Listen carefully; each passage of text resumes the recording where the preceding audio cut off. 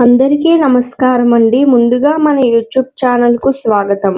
ఈ వీడియోలో మనం కార్తీక పురాణం యొక్క 24వ అధ్యాయం గురించి తెలుసుకుందాం. కార్తీక శుద్ధ ద్వాదశి అంబరీషోపాభ్యాసం.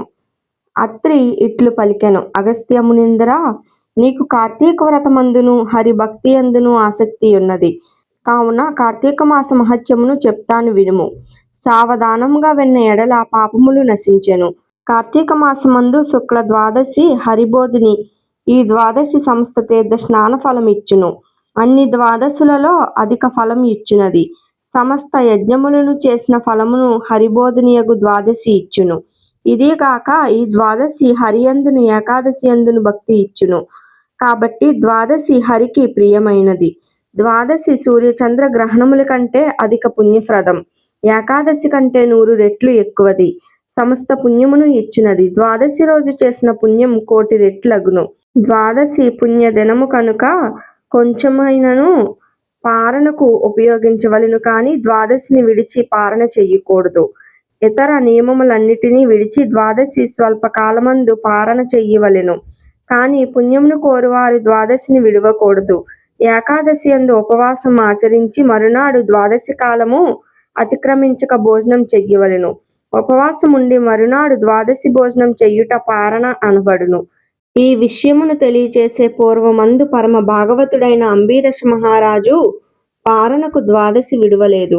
ద్వాదశి ఉండగానే హరికి నివేదించి అన్నము భుజించుట పారణ అనబడును. అంతలో దుర్వాస మహాముని వచ్చి ఆదిత్యమను వంకచేత భోజనమును యాచించెను. అంబీరసుడు సరేనని ద్వాదశి పారణకు దుర్వాసుని రమ్మనెను. దుర్వాసనుడు పారణకు అంగీకరించి అనుష్ఠానం కొరకు వెళ్ళెను. ఆనాడు ద్వాదశి అతి స్వల్పంగా ఉండెను. దుర్వాసనుడు రాకపోయెను. ద్వాదశి పోవుచున్నది. ఇట్టి సంకటం సంభవించింది.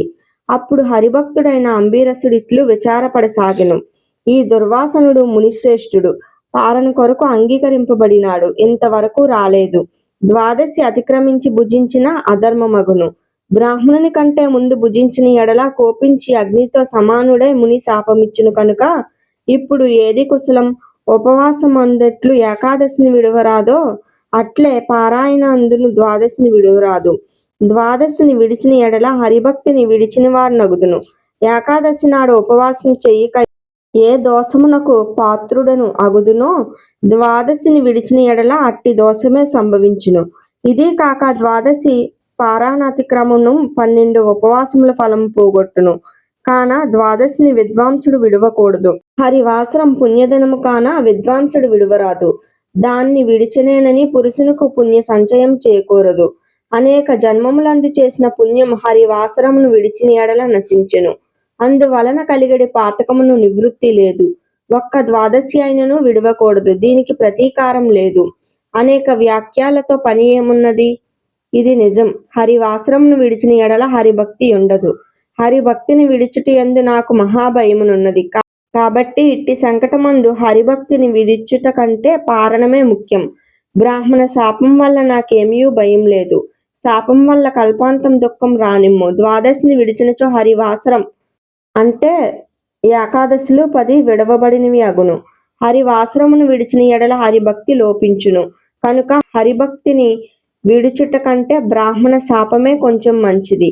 కాబట్టి హరిభక్తికి లోపం తెచ్చుట కంటే బ్రాహ్మణుని కంటే ముందు భోజనం చేసి ద్వాదశి హరివాసరమును పోనివ్వక తద్వారా హరిభక్తిని నిలుపుకొనుట మంచిది. అట్లైన ఎడల హరియే కష్టాలు రాకుండా కాపాడును. అంబీరసుడు ఇట్లు మంచి మనసుతో నిశ్చయించుకొని వేదవేత్తలైన బ్రాహ్మణులను ఇట్లని అడిగెను: ఓ బ్రాహ్మణోత్తములారా వినుడు. దుర్వాసనుడు భోజనమునకు వస్తానని అనెను. నేను అట్లా అంగీకరించితిని. ఇప్పటికీ రాలేదు. ద్వాదశి పోవుచున్నది కనుక బ్రాహ్మణుని కంటే పూర్వం భోజనం చేసినందున బ్రాహ్మణాతిక్రమణం, ద్వాదశిలో పారాయణ చెయ్యకపోతే ద్వాదశ్యతిక్రమణం కలుగును. కనుక మీరు బలాబలములను విచారించి రెండిట్లోనూ ఏది ముఖ్యమో చెప్పుడు అని అడిగెను. ఆ మాట విని ఆ బ్రాహ్మణులు ధర్మబుద్ధితో ద్వాదశి యొక్క అతిథిగా వచ్చిన బ్రాహ్మణుని యొక్క గౌరవ లాఘవములను విచారించి ఇట్లనిరి: బ్రాహ్మణులు ఇట్లు పలికిరి: సమస్త భూతములయందున అగ్ని రూపుడైన ఈశ్వరుడే భక్ష్య భోజ్య చోప్య లేహ్య రూపమైన అన్నమును భుజించుచున్నాడు. ప్రాణవాయువు వలన జఠరాగ్ని ప్రజ్వలితమగుచుండగా జంతువులకు అన్నమును కోరేడి ఆకలి కలుగుచుండెను. ప్రాణవాయువు చేత కొట్టబడిన జఠరాగ్ని సంతాపమును చేయుటకే క్షుత్పిపాసలనబడును. కాబట్టి ప్రాణసహితంగా అగ్ని సర్వసురపూజితుడగుచున్నాడు. కాబట్టి సర్వభూతములందున్న అగ్నిని నిత్యము పూజించవలెను. కాబట్టి తన ఇంటికి వచ్చిన శూద్రుని గాని చండాలుని గాని విడిచి భుజించరాదు. సాక్షాత్ ప్రథమ వర్ణమైన బ్రాహ్మణుని విడిచి భుజించరాదని చెప్పవలసిందేమున్నది? గృహస్థుడు స్వయంగా అతిథిని భుజించరాదని చెప్పవలసిందేమున్నది? గృహస్థుడు స్వయంగా అతిథిని పిలిచి అతిథి కంటే ముందుగా తాను భుజించిన ఎడల బ్రాహ్మణ వామనమగును. బ్రాహ్మణ వామనము చేత ఆయువు, ఐశ్వర్యం, కీర్తి, ధర్మం ఇవన్నీయును నశించును. ఇది ఏమి అది ఏమి మనస్సులో ఉండే కోరికయు అనగా సంకల్పితమంతయు నశించెను. బ్రాహ్మణులందరూ స్వర్గమందుండేడి దేవతలే అని చెప్పబడుదురు. దేవతలను తిరస్కరించుట చేత అంతయు నశించును. జాతి మాత్రము చేతనే బ్రాహ్మణులు దేవతలతో సమానులు. ఈ దుర్వాసనుడు తపోవంతుడు. ఇతని విషయమందు చెప్పునది ఏమున్నది? ఓ రాజా, ఈ బ్రాహ్మణుడు కోపము చెయ్యకపోయినను బ్రాహ్మణుని కంటే ముందు భుజించకూడదు. ఈ బ్రాహ్మణుకును ద్వాదశి పారణకు వచ్చేదనని చెప్పి సమయానికి రాకుండుట అన్యాయమయ్యున్నది. ద్వాదశి పారాణను విడిచిపెట్టిన సమయానికి రాకుండుట అన్యాయమయ్యున్నది. ద్వాదశి పారణను విడిచిపెట్టిన ఏకాదశి ఉపవాసమునకు భంగం వచ్చును. ఏకాదశి త్యాగమునకు ప్రాయశ్చిత్తం లేదు. బ్రాహ్మణ వజ్ఞనకు ప్రాయశ్చిత్తం లేదు. కాబట్టి ఈ రెండును సమానములుగా ఉన్నవి. ఇందు గురుత్వం లఘుత్వం మాకు కనిపించట్లేదు. ద్వాదశి కాలమందు పారాయణ చెయ్యని ఎడల హరిభక్తి లోపించును. పారాయణ చేసిన దుర్వాసనుడు శపించును. ఎట్లైనను అనర్థం రాక తప్పదు. అది కొద్దిది కాదు, గొప్ప కీడు కలుగును. బ్రాహ్మణులందరూ శాస్త్రములను ఇట్లు న్యాయముగా విచారించి యథార్థమును ఆలోచించి రాజుతో ఇట్లనిది. కార్తీక పురాణం 24వ అధ్యాయం సమాప్తం. తరువాత వీడియోలో మనం కార్తీక పురాణం యొక్క 25వ అధ్యాయం గురించి తెలుసుకుందాం. ధన్యవాదములు.